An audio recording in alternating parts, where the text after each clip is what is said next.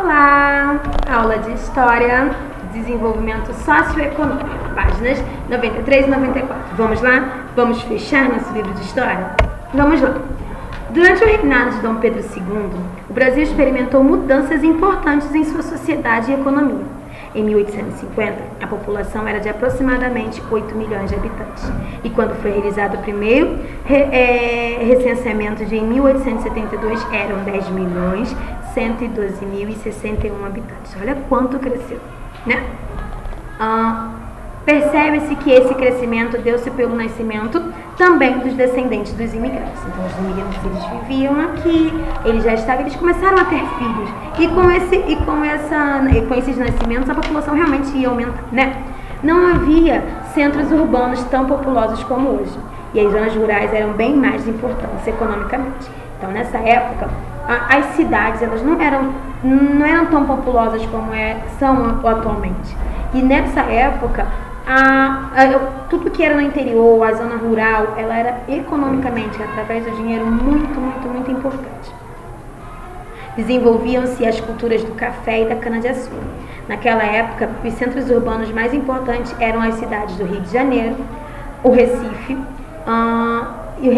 e Salvador, tá bom? Por serem cidades portuárias, ou seja, tinha como os navios, tinham os portos, tá bom?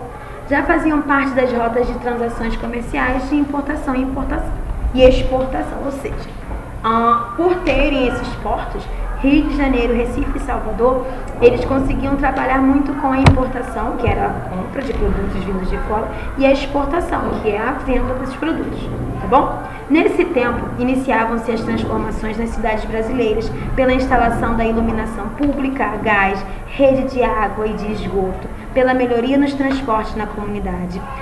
Essa procura por novos serviços fez o capital circular com mais velocidade, deixando de ser exclusivamente voltado para as lavouras, como era antes.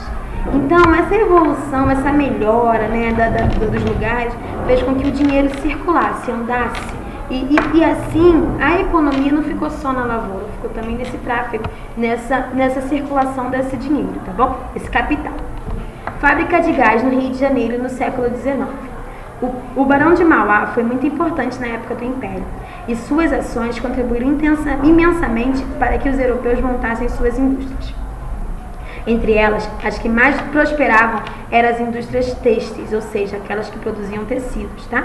Que transformavam a matéria-prima, que era o algodão e a lã, em fios e tecidos. A cidade do Rio de Janeiro cresceu bastante graças ao comércio, principalmente no final do século XIX. A cidade de São Paulo também cresceu muito graças ao progresso da cultura do café e à chegada dos imigrantes. O importante fato ocorrido no reinado de Dom Pedro II foi: boa parte do capital, antes utilizado na compra de escravos, foi aplicada em outras atividades econômicas, como a importação de máquinas para a melhor produção agrícola, do café, do açúcar, da erva mate, tá bom? E das manufaturas, que eram os tecidos. Houve uma política de substituição de importações, procurando produzir aqui o que antes era importado da Inglaterra. Bom, o que foi de bom nesse governo, né, nesse reinado de Dom Pedro II? O que antes era usado, aquele dinheiro, aquele capital que era utilizado para comprar escravos, foi investido de uma outra forma.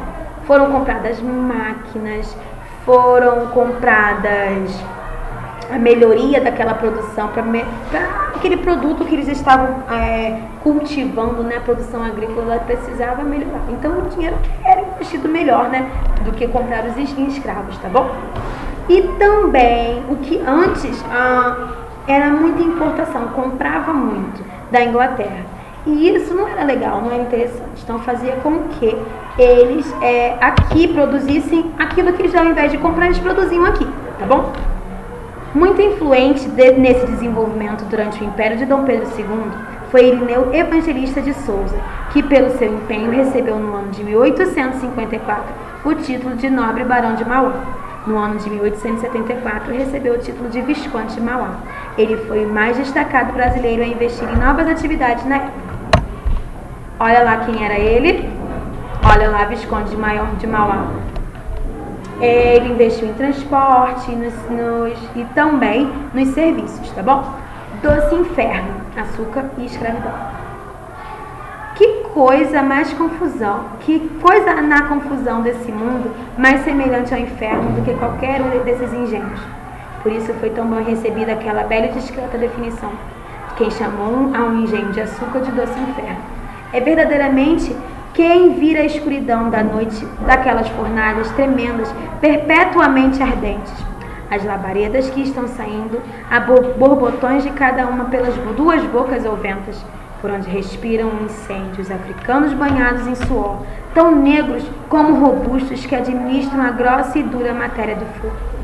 Aos forcados com que o revólver atiça, as caldeiras ou lagos ferventes vomitando espumas, estalando nuvens e vapores, os ruídos das rodas das cadeiras, da gente de toda a cor da mesma noite trabalhando vivamente e gemendo tudo ao mesmo tempo, sem momentos de trégua, nem de descanso. Quem vira enfim toda a máquina não poderá duvidar que é uma semelhança do inferno.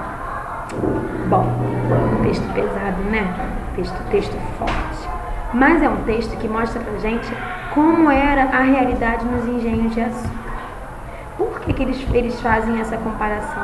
Porque era uma vida muito sofrida, era trabalho noite e dia nos engenhos, com calor, com fogo, e era um trabalho árduo, era um trabalho braçal, pesado, que muitas vezes eles se machucavam e quando não conseguiam cumprir eram castigados. Era realmente aquela escravidão, né?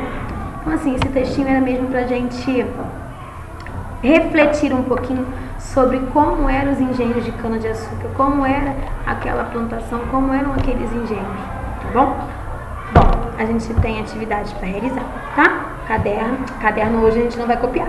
Temos nesse livro e temos livro de reforço. A gente finalizar esse conteúdo, ó. Um super beijo, até a próxima aula. Tchau, tchau.